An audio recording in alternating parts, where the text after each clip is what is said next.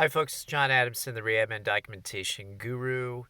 And today's Valentine's Day. Did you tell your honey that you love her or him? Anyway, I'm going to be taking my wife out to dinner later. Hopefully, you're going to enjoy the night with your loved one. What I want to talk about today is tip number 4 for improving the patient experience. There's actually an announcement by CMS that's going to be allowing them to track better patient experience issues. So, patient satisfaction surveys. So, this is kind of a hot topic right now and kind of timely to talk about it. And today, what I'm going to talk about is having the appearance of spending time. And I say appearance of spending time because let's just say that perception is often reality, right? We all have productivity standards and we've got to get through our day in an allotted time, and we're sometimes kind of pigeonholed with how much time we get with our patients. And there is a tendency, and I experience this too, to feel so pressured time-wise that you kind of plow through your visit with the patient, and that anxiety over time is evident to those that are watching.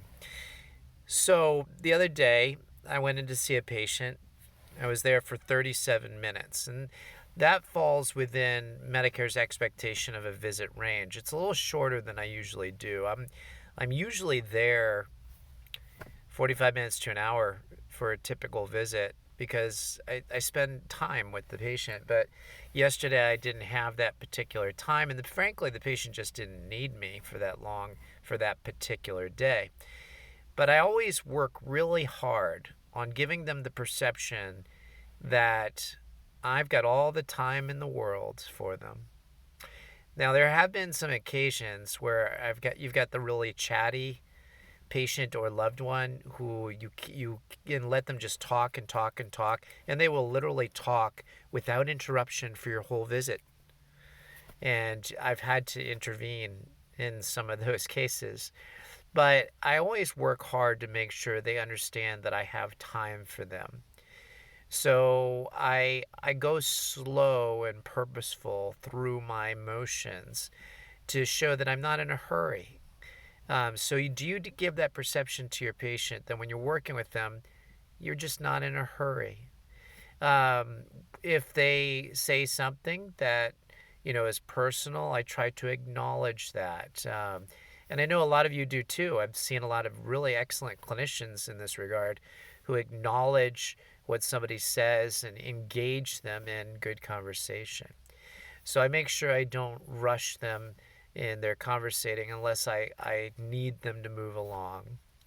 And then when I'm wrapping up, I try to make sure I explain things thoroughly as I'm getting ready to wrap up my session, and always ask them, with time left over, so do you have any questions? And I usually try to, if I need to be more specific than that, I usually try to say, do you have any questions about what we've just talked about? That way, they're not going off on some tangents. Now, there have been situations, again, where patients are dragging things on a little bit.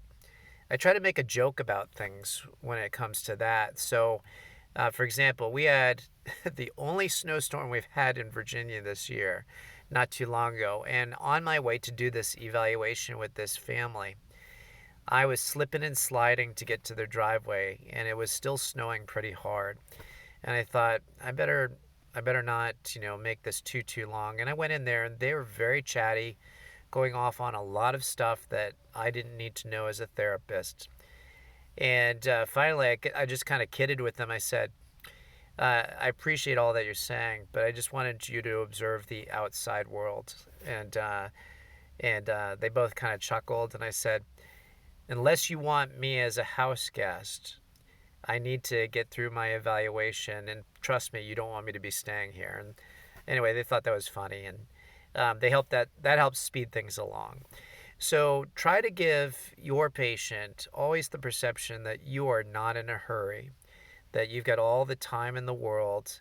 However you can do that, even if you don't have all that time, you're trying not to rush them along, and perception is reality, unfortunately. We see this in the political world. Political candidates know this well. Anyway, I hope this tip was helpful to you. If you have any tips of how you improve the patient experience, will you please share them with me? I'd love to do a video about them. I will give you credit for sharing those tips. That would be very helpful. As always, please like and subscribe. Your likes, your subscription helps drive the YouTube algorithm, which ensures that my content that I share is propagated more and more. And that helps me and my efforts, and also my desire that this YouTube channel will grow. Anyway, hope you have a great day. Remember to love your honey. Take care, and God bless.